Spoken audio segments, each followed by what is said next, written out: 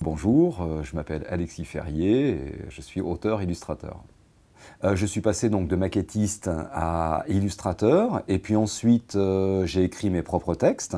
Donc ça a été auteur-illustrateur et comme la sculpture, le volume a toujours été quelque chose d'important pour moi en tant qu'amateur depuis tout petit, au milieu des années 90, j'ai commencé à beaucoup plus travailler la sculpture, qui est devenue à peu près un tiers de mon travail. Moi, je travaille surtout sur le matériau de récupération. Et en parlant de matériaux de récupération, c'est vraiment au sens propre, hein, c'est-à-dire que je me promène un peu partout et je suis toujours en train d'observer, de chercher quelle forme va être intéressante. Et divers objets que je mets de côté sont démontés plus tard. Il y a des objets qui peuvent rester ici, à la maison, sur des étagères ou dans mon atelier de sculpture pendant des semaines, des mois, des années. Et puis, à un moment, il va y avoir le déclic. Et le déclic, c'est comment assembler deux objets très très différents, l'un avec l'autre. Là, sur cette sculpture-là, nous avons une carapace de limule, qui est un crustacé absolument étonnant, des touches de frappe de machine à écrire, un couteau suisse démonté, des éléments de lampe de plafonnier, des éléments d'aluminium, des supports de tête de lecture de magnétoscope, du câble à haute tension, des embouts de câble à haute tension électrique. C'est autant de pièces qui vont venir s'assembler de façon à créer une espèce de robot ou alors une créature mutante. Là, pour celle-ci, un crâne de crocodile et une corne d'animal africain et des billes de roulement à billes pour les yeux. Donc, j'utilise les encres que j'utilise pour teinter mes ossements sont les mêmes encres qui me permettent de faire mes illustrations pour mes livres. Plusieurs facettes hein, en tant qu'illustrateur, mais effectivement, j'ai fait un livre où j'ai dessiné plus de 600 monstres. Il y a un gros air de famille entre ce livre et les bêtes, les bestioles que je fais, que je fabrique. Et là, nous avons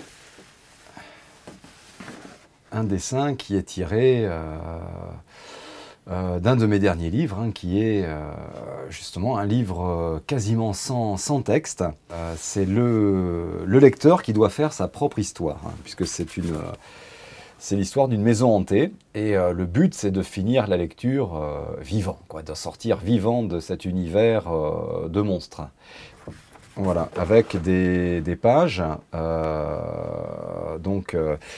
qui sont des fois très chargées en bestioles.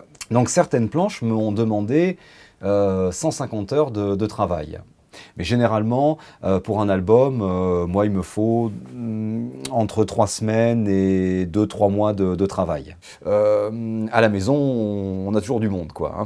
Voilà, on a je ne sais pas combien de bestioles faits à base de chats, d'animaux. Enfin, tout ça, ce sont des ossements trouvés comme ça, des fois dans des greniers, la nature, dans le désert aussi, hein, dans le Sahara ou dans le sud du Maroc ou en Tunisie. Donc voilà, j'ai toujours des sacs de voyage dans lesquels je mets un bric-à-brac pas possible. Et c'est ce que j'appelle mes objets insolites. Objets insolites qui seront comme ça un jour assemblés et qui prendront vie. J'ai une 50aine de sculptures qui tournent régulièrement en exposition. Et comme motivation, à chaque fois que j'ai une exposition de programmée, je me dis, là, il faut que je fasse une nouvelle série, que je trouve quelque chose de nouveau. Pour trouver mes idées, je suis obligé de mettre énormément de matériaux de récupération sur des grandes tables, hein, des planches avec des tréteaux ou des plans de travail. Ce qui me permet d'avoir une vue d'ensemble sur toutes ces pièces que j'accumule, parce que je peux très bien ranger une pièce dans un placard, cette pièce-là va être oubliée. Alors je suis obligé de régulièrement les ressortir, de les étaler, et j'attends le déclic, un petit peu le tilt, qui va faire que, je me dis, tiens, cette pièce-là, c'est parfait, ça va bien aller avec celle-là, et ça va donner ce que j'attends. Par exemple, cette espèce de crabe, eh bien, les crocs de boucher viennent d'un parent d'élève rencontré dans un atelier. Et la partie centrale vient d'un autre atelier, c'est un élément d'une centrale vapeur. Ça, ce sont des boutons de placard. Et ça vient d'un projecteur de cinéma 16 mm démonté dans un atelier de sculpture dans les Vosges. Je peux presque retracer chaque pièce qui m'a servi à faire mon modèle, mon assemblage, à faire le volume. Quand on a un livre à faire, ça part d'une idée. Une sculpture, c'est pareil.